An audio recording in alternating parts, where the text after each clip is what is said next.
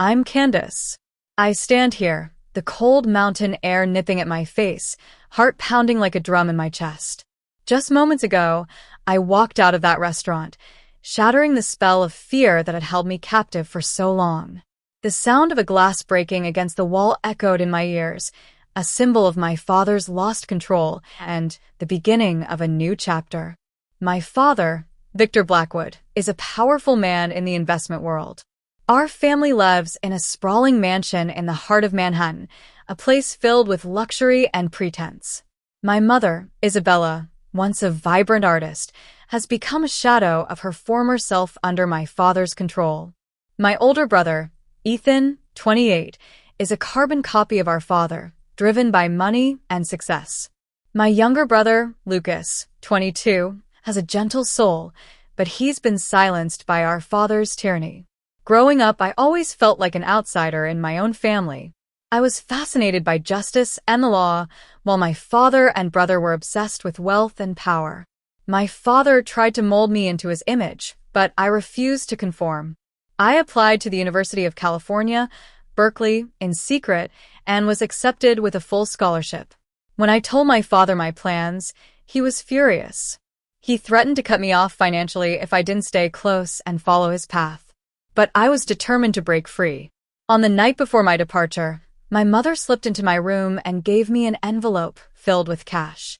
She whispered that she had been saving it for years, a small rebellion against my father's control. Her eyes were filled with a mix of fear and hope, and I knew that she was silently supporting me. With that envelope in my hand, I left the only home I had ever known, filled with a sense of freedom and uncertainty. In Berkeley, I worked multiple jobs to make ends meet. I juggled a job at a coffee shop, a library assistant position, and a research assistant role for a professor. It was hard, but I found a sense of purpose and belonging among my friends. Tessa, a theater major, taught me how to be resilient. Jalen, a computer science genius, showed me the power of technology. Bree, an environmental science enthusiast, inspired me with her passion for the planet. And Owen, a policy wonk, challenged me to think critically about the world.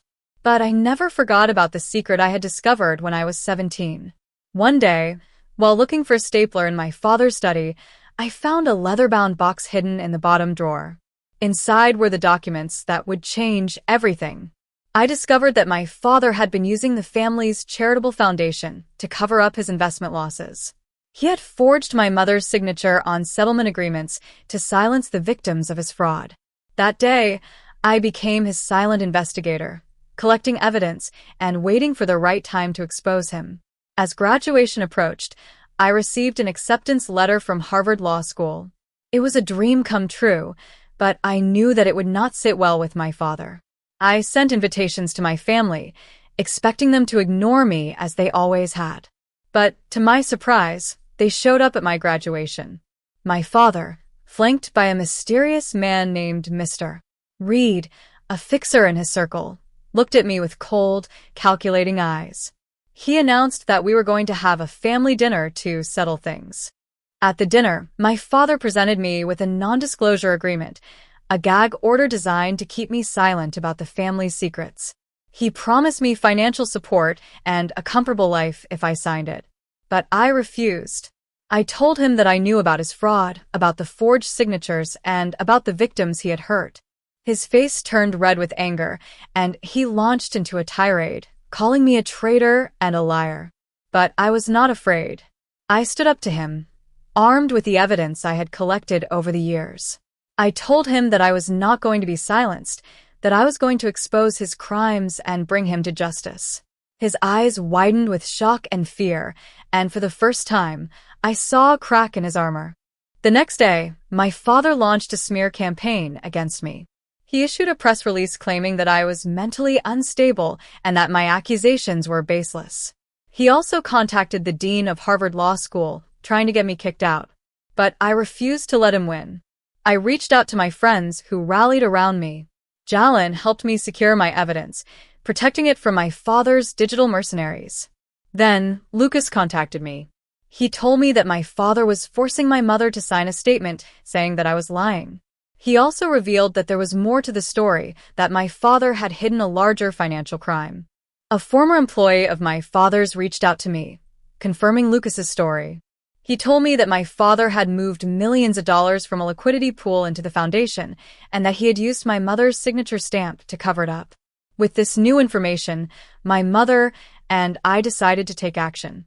She had finally found the courage to stand up to my father. We met Lucas at a coffee shop, where he gave us a USB drive filled with evidence. It contained the emails, the ledger, and the proof of my father's forgery. We arrived at the hotel where my father's board of directors was having a meeting. My mother, a newfound strength in her eyes, led the way.